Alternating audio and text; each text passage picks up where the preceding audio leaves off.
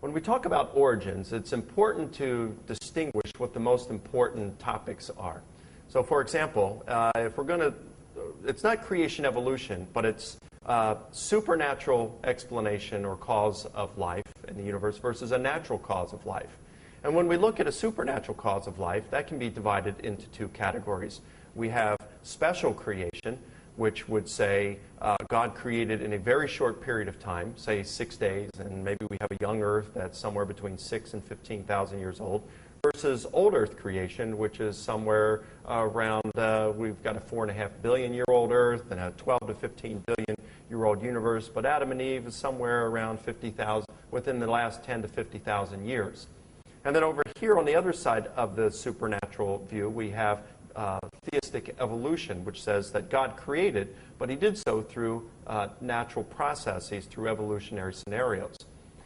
So when we're talking about the natural processes here, completely natural or Darwinian evolutionary processes, which is promoted in most textbooks today within our public schools and universities, the question would be, is this a rational view to believe? I think it is rational to believe within the framework of an atheistic worldview. Because if you're an atheist, then it can't be the supernatural view. This is the only card that you have to play.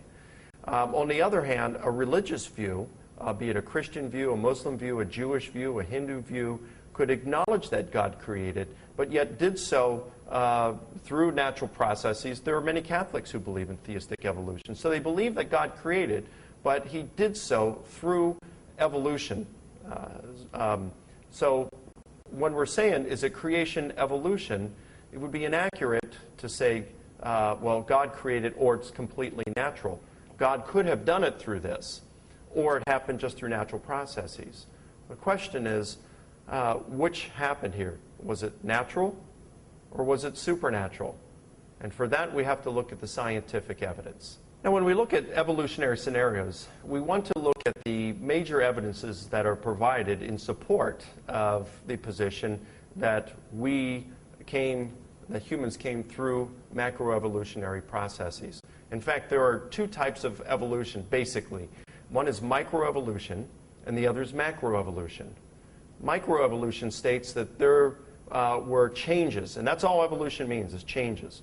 That there were changes that occurred within a species. And that's why we have so many different versions of dogs today. That's why we have so many different kinds of cats. That's why humans, we have blacks, we have whites, we have Hispanics, we have Asians, all different kinds of races today, because evolution has occurred within a human species.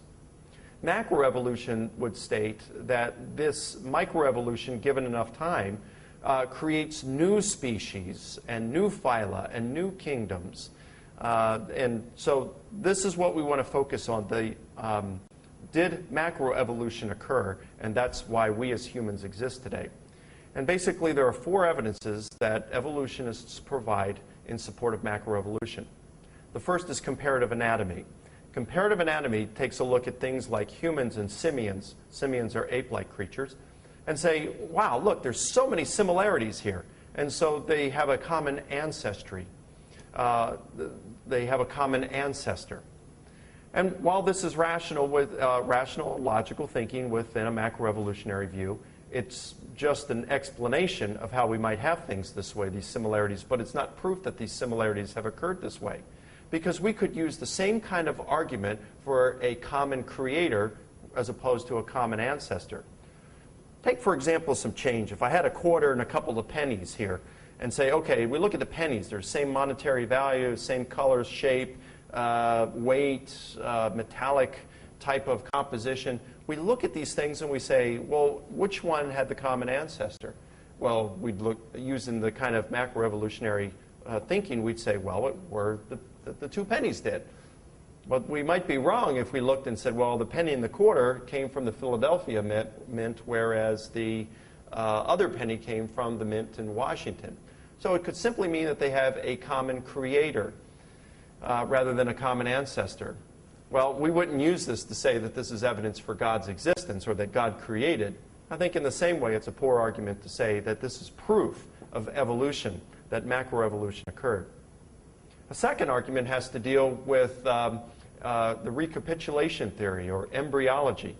The human embryo, as it goes throughout its stages, seems to resemble the evolutionary stages that have been posited or proposed in the textbooks.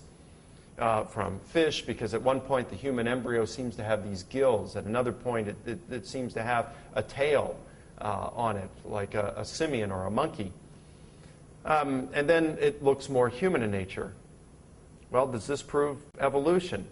Well, apparently not, because according to Ernst Mayr, whom the late Stephen Jay Gould called the greatest living evolutionary biologist, in his textbook called This is Biology, which I think was through Macmillan, 1997, he says that the recapitulation of these different embryonic stages are superficial in their appearance, and because what appears as gills aren't lungs.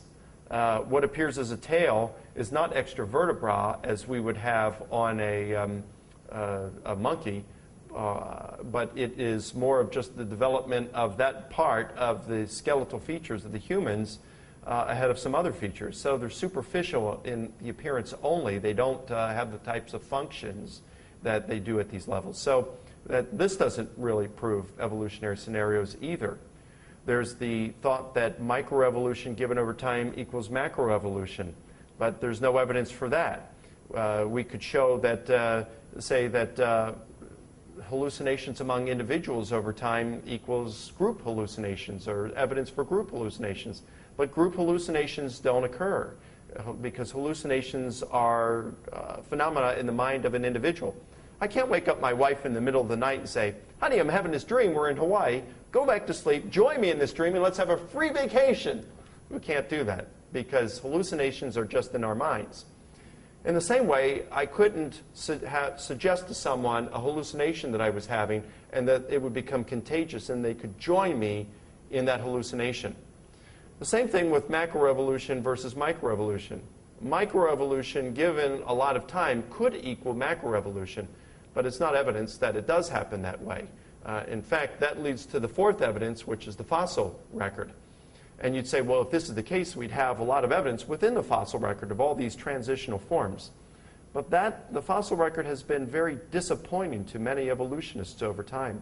In fact, this is evidenced by writings by Niles Eldredge of the American Museum of Natural History in New York, as well as the late Stephen Jay Gould, who was professor at Harvard of zoology.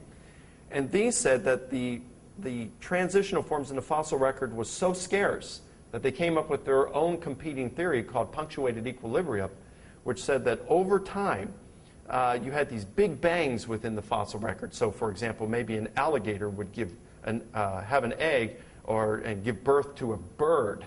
The transitions would be so huge. Well, when you have to come up with theories like this, it means that the fossil record isn't as good as you would like it to be.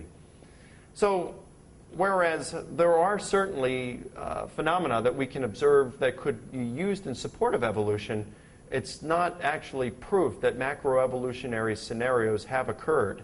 And again, many of them can be used as evidence for a creator of the universe as well. So yes, if we're going to be atheists, I think since the only card atheists have to play is the macroevolutionary card, there are some evidences that can be cited for that. But these aren't by any means conclusive.